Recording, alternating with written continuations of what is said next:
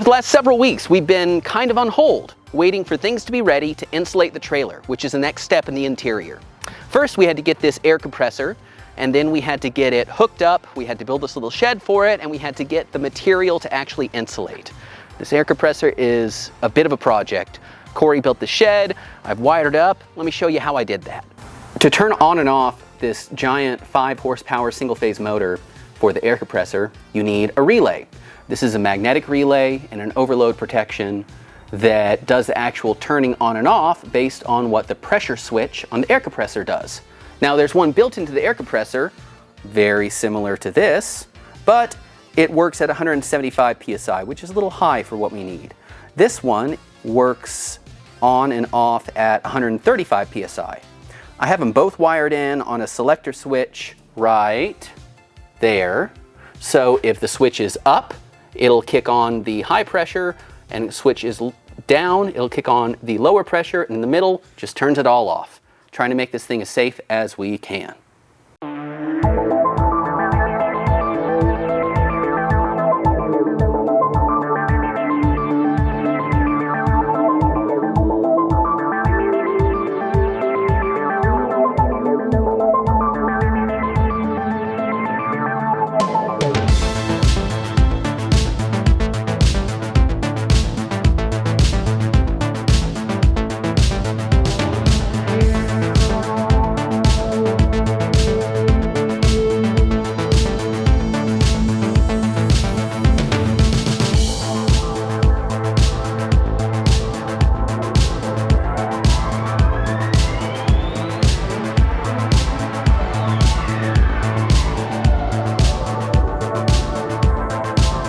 So I completely forgot to film where I'm up to right now with this process. You saw me putting half of this together on the last time-lapse video.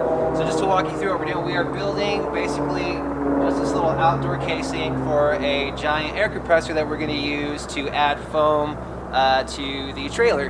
And so we're building a little casing for it out here to keep it out from the weather, things like that. So what I did was I added the sides to it on both sides, built the frame to make sure it's level, and we're going to keep it up off the ground so when it rains, basically all the water will flood out. We're going to wrap this in sheet metal. We have a lot of stuff from the trailer that we're going to reuse because we like to reuse stuff around here. So that's what this is going to be, and I won't forget to record next time.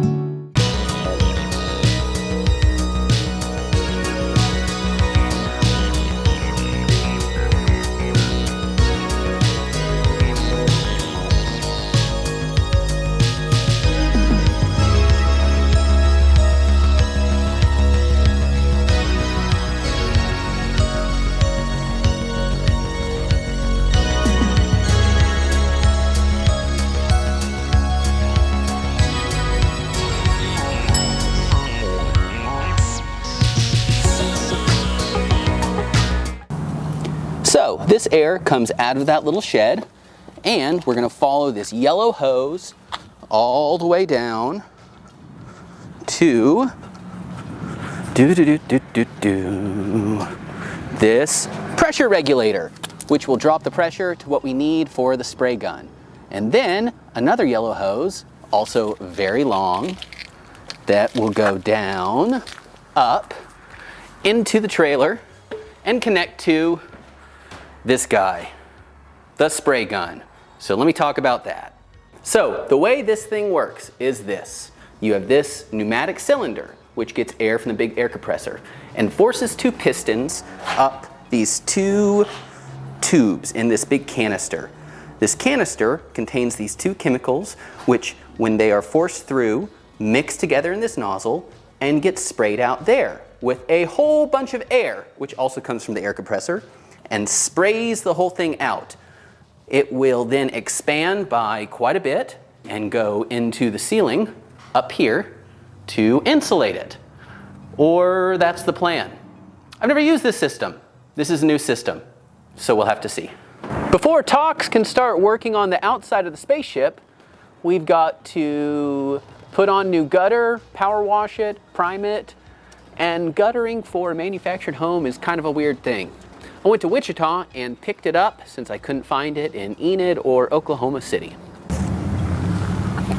And here's the gutter. 16 pieces of this special gutter just for buildings this size.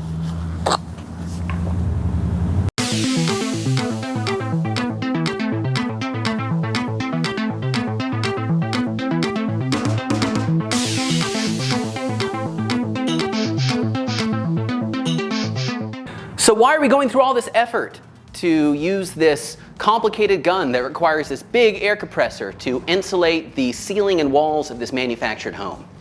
Why aren't we using fiberglass or something else? The answer is I want the extra rigidity, because foam, once it gets sprayed in and once it expands and dries, it also gets rigid. So it's like the difference between, you know, like an empty cereal box or a full cereal box. It's stronger. This manufactured home was designed to move. It was built in Texas and has been up here in Oklahoma for a long time. But it's not designed to move that many times. And we have plans to take this thing all over. So by using this spray foam closed cell insulation in the ceilings and walls, we're adding strength and rigidity while also making it more energy efficient. And all that should mean that this thing is going to survive a long time and be able to travel all over. It's been a lot of work getting to this point. But this week is going to be exciting. So come back next week and you get to see how far we got. Also, exciting things happening this week. Tuesday, the kiln for the pottery studio is set to arrive. We're really excited about that too. There's a lot going on. Thank you for watching. As cliche as it is, please consider subscribing, liking us on Facebook and Instagram and everything. The more people are watching, the easier this stuff gets. So, thank you very much.